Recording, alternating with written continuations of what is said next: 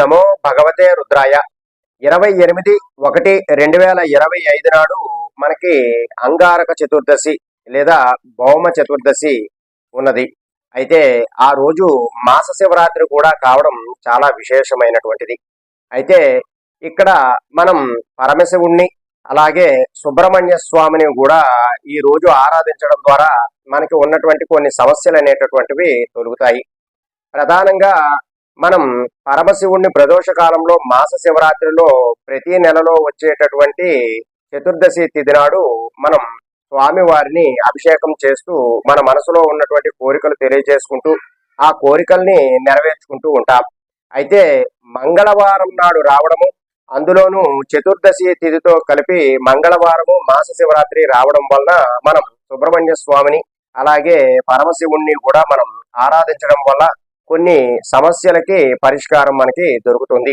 అవి ఏమిటేమిటంటే ప్రధానంగా వివాహంలో ఆటంకం అవుతున్న వారు, అలాగే సంతాన సమస్యల్లో ఇబ్బంది పడుతున్న వారు ఈ అంగారక చతుర్దశి నాడు మాస శివరాత్రి ఈ రోజు నాడు మీరు 28/1/2025 నాడు మీరు స్వామివారికి అభిషేకం చేసుకున్న చాలా విశేషమైనటువంటి ఫలితాలు ఉంటాయి. అలాగే మీ మనసులో ఉన్నటువంటి కోరికలన్నీ కూడా నెరవేరే అవకాశం చాలా ఎక్కువగా ఉంటుంది. ఇంకా దీనినే మనం ఏమిటి అంటే వివాహంలో ఎటువంటి ఆటంక దోషాలు ఉన్నా సరే సుబ్రహ్మణ్య స్వామి మనకి ఆ సమస్యల నుండి పరిష్కరింపబడిస్తారు. కాబట్టి తప్పనిసరిగా ఈ రోజు మీరు చేసుకోవలసినటువంటి దానం ఏమిటి అంటే కందులు ఎర్రటి వస్త్రంలో చుట్టి దగ్గరలో ఉన్నటువంటి శివాలయంలో ఉన్నటువంటి బ్రాహ్మణులకు ఈ కందులతో పాటు ఎర్రటి వస్త్రము కలిపి దానము ఇవ్వడం ద్వారా మీకు ఉన్నటువంటి సమస్యలన్నీ కూడా తీరే అవకాశం చాలా ఎక్కువగా ఉంటుంది. అలాగే ప్రదోషకాల సమయం సాయంకాల సమయంలో ఆ పరమశివుడికి మీరు అభిషేకం చేసుకోవడం ద్వారా మీకున్నటువంటి సమస్యలన్నీ కూడా తగ్గుముఖం పట్టే అవకాశం ఉంటుంది.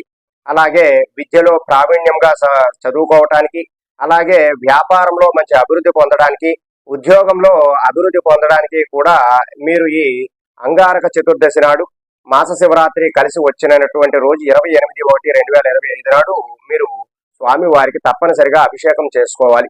ప్రధానంగా మకర రాశి వారు, కుంభరాశి వారు, మీన రాశి వారు, కర్కాటక రాశి వారు గనక స్వామి వారికి ప్రదోషకాల సమయంలో అభిషేకం గనక చేసుకున్నారు అంటే మీకున్నటువంటి శని బాధలన్నీ కూడా తొలగిపోయే అవకాశం చాలా ఎక్కువగా ఉంటుంది.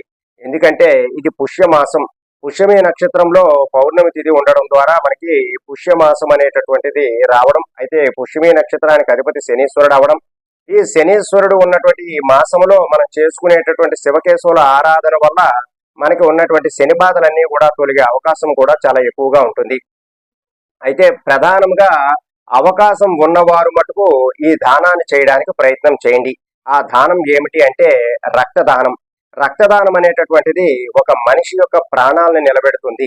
అయితే మీరు ఈ యొక్క అంగారక చతుర్దశి నాడు, భౌమ చతుర్దశి నాడు, అంటే అంగారక చతుర్దశి లేదా భౌమ చతుర్దశి అని కూడా పిలుస్తూ ఉంటారు.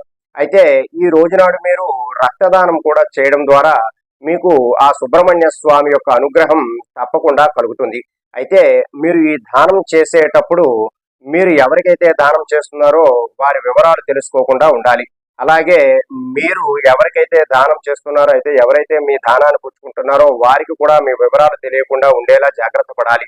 అలా మీరు చేసినటువంటి దానము చాలా పుణ్యం కలిగి మీకు అనుకున్నటువంటి పనులన్నీ కూడా నెరవేరే అవకాశం చాలా ఎక్కువగా ఉంటుంది.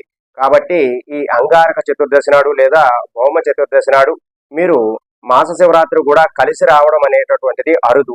కాబట్టి ఇటువంటి మంచి తిథి నాడు 10 నుంచి 12 గంటల మధ్య సమయంలో మీరు గనక స్వామివారికి అభిషేకం చేసుకుని ఈ కందులు గనక దానం ఇచ్చుకున్నారు అంటే మీకు సంతాన సమస్యల నుండి కానీ వివాహ ఆటంక దోషాల నుండి కూడా బయటపడి మీరు అనుకున్నటువంటి కార్యక్రమాలన్నీ కూడా జరిగే అవకాశం ఉంటుంది.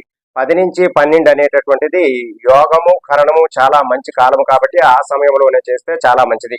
అయితే సాధారణంగా మాస శివరాత్రికి ప్రదోషకాల అభిషేకం అనేటటువంటిది చాలా విశేషవంతమైనటువంటిది.